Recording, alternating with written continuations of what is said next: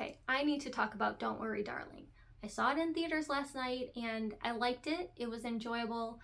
I liked the look of it, even though the 1950s isn't my aesthetic. I think it looked good. I think Florence Pugh was great, but I don't know if it was a good movie. I saw the trailer when I went to see Barbarian and I was like, oh, that looks pretty good. I want to see that. I want to see where that goes. And then I saw where it went and I don't know that I loved it. I wasn't super disappointed by it, but I wasn't happy with it either. Okay, so spoilers, I don't get why it was a simulation and I am super hung up on that. I don't know why it had to be that, and I don't know where that technology comes from because like the little bit of real life that we're shown seems like normal 2020s. So then all of a sudden we see there's this device that you put on someone's eyes and they're transported into a simulation where they're living and interacting with all these other people and it's just this whole little world. And I don't get it, but I feel like, and it sounds really bad, but it just could have been done differently with like the women actually being abducted. Like, I feel like Chris Pine's character Frank is a maniac and he's cult leadery, so I could imagine he built an actual community where these women are actually brought to, and it is secluded, say it, sure, it's in the middle of the desert still, and so they still can't leave, but like they're actually there and they're actually living there. And that would just make more sense to me, I think, because I mean, if you're gonna go with the simulation thing, brainwashing isn't too far off. You could say they were like brainwashed and like hypnotized or something into forgetting their real lives and into believing that this is their reality. Like, that seems believable enough. More believable to me than the simulation. And I feel like one thing I don't like is they showed all the women as happy to be there and happy to be housewives, and that just seems like it, in the context of the movie, would just feed into the men's belief that like, oh yeah, we need to be the providers and our women will be happy to be trapped in these lives of being housewives because then they don't have to work. I feel like in the movie they should have shown situations and things happening of the women being unhappy with this life that they're in and being unhappy with having to clean the house every day and cook and stuff, but like it just shows them as super happy to do it, which doesn't seem realistic to me because I understand it's like the men's idealized world, but like these women are still the women living in this simulation. It's not like they have actually been programmed to be happy. Like, they're still them living in this world, and I feel like some of them would be discontent with this life. Some of them would feel unfulfilled and they'd want to be working and they'd have more questions about like, why can't I be more and do more and go out into the world. I don't understand why they all are portrayed as being happy to support their man like the men want. I don't get that. And with it being a simulation, I don't know why Margaret's prescribed medication or why they tried to prescribe Alice medication or the electroshock therapy. Like, if it's a simulation, what does that do? If you forget the simulation stuff and they're actually there, that could make sense because like, okay, maybe the medication for Margaret actually does make her more docile and like go along with things and stop questioning things. Or it could make her killing herself make more sense because some antidepressants and stuff, it does make people more depressed. So say they give her this medication to calm her down and actually it just makes her situation worse and she's in more distress, so then she takes her own life. I think that would make sense. And then the electroshock therapy for Alice would make sense. Like, they're trying to fry her brain a little bit to keep her from remembering her real life. I don't know what those things do in the context of a simulation because like, it's not real, right? Like, Jack still has to take care of Alice's real body. The food she's eating in the simulation isn't real. It doesn't actually nourish her in any way. So medication that someone's taking in the simulation, that wouldn't have any effect on anyone. I don't know what the point of that was. Okay, and then Alice having these hallucinations, what are those? Is that the simulation glitching, or is that like her subconscious like trying to prompt something? I don't know what that is. If it was like real and she was actually there and she was trapped in this life, I feel like that could be like little memories coming back and like her feeling trapped manifesting in the form of these hallucinations. But in the movie, when it's a simulation, what is that? What is that just the simulation making things up, or is that her subconscious messing with the simulation somehow?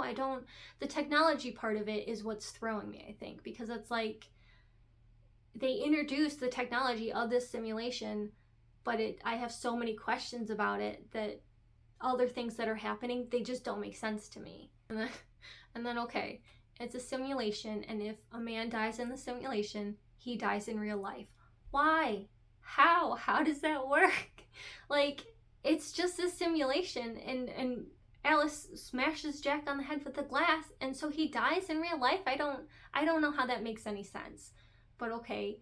Then Bunny comes in, right? And she's like, "Oh, you gotta go. If they catch you, they'll kill you." And she says they'll kill your real life body, which doesn't make sense, because does that mean they'll just kill her in the simulation and then she'll die in real life? I don't know. So she goes out into the street, and instead of getting into the car to go, she's just like looking around at all these lights shattering. Why are the lights shattering? What is that? Is that, again, the simulation glitching? Is that her messing with it somehow? I don't know what that is. But she takes forever to get in the car, which is like, okay, you gotta go. Why did you do that? But when she does get in the car, and her two friends have kind of like stepped away from their husbands, kind of like they've realized, okay, maybe I shouldn't trust this guy. I thought they were gonna get in the car with her, and that, you know, all of them were gonna get out of there.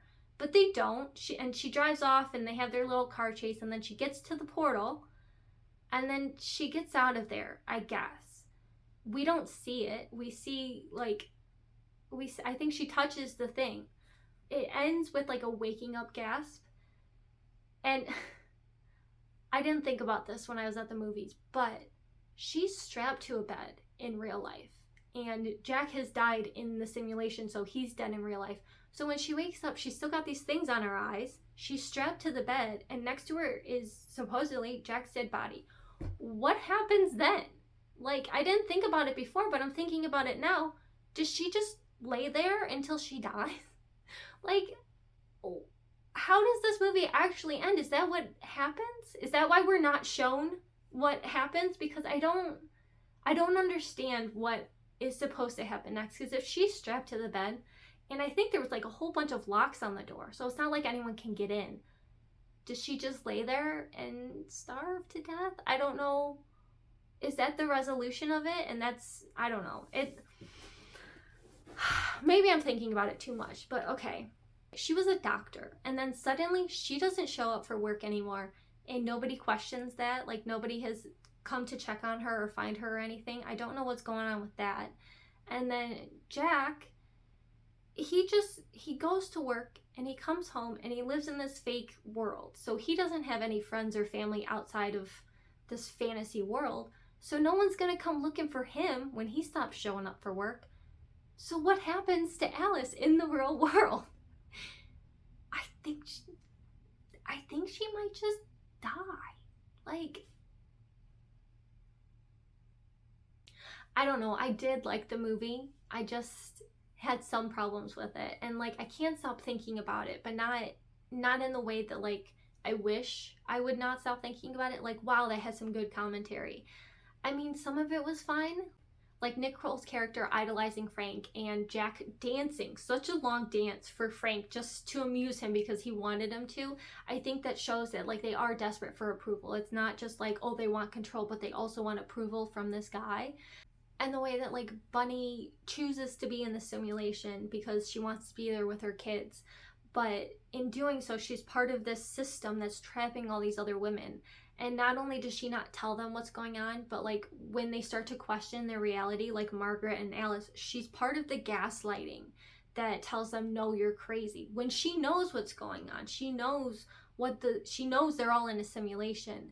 And instead of, you know, being there for her friends, she just turns on them because she wants to preserve her way of living, you know. And I think that was good, but it was just squeezed in there at the end, and it was just kind of like rushed a little. I don't know how you extend that out, but I just feel like it was just plopped in there at the very end. And I think it was good, like how Jack gets sucked into this toxic mentality when he loses his job and he feels like emasculated by Alice being the breadwinner of the family, and he feels like neglected because she's working her butt off all the time. And he starts listening to these podcasts all day, and he just kind of gets sucked into this way of thinking. And then he wants control, and he feels like his life is out of control. So he wants this control over not only himself, but over Alice. And when they're in this victory project, like, he seems happy, but he's not. His real life is not good. He's not taking care of himself. He's leaving the victory project to go work some job just so he can afford to be in the victory project. And he's eating canned tuna, and he's not taking care of his body, and he's just living in this fake world. And this organized chaos community, this victory project, Frank, they haven't helped him become a better man. They haven't helped him improve his life. They've just given him this fantasy to live in. And it just, I think there was something to that. But again, it was kind of just mushed in there in like the last part of it. And I feel like there's a little bit more of all these things that they were trying to touch on that they could have done just a little better, and they could have explored them a little more. But I didn't make the movie. I did like watching the movie. I don't know if I'd watch it again, because some movies that have a twist, you can watch them back and be like, oh, I see, that was foreshadowing. But I don't know if this movie has any of that, and I don't know if it's worth 2 hours of my time to go back and watch it just to get to the same ending. The ending where she might be trapped to a bed and like next to his dead body, like, I didn't think about it, but that might be how it ends. And what were those tremors about?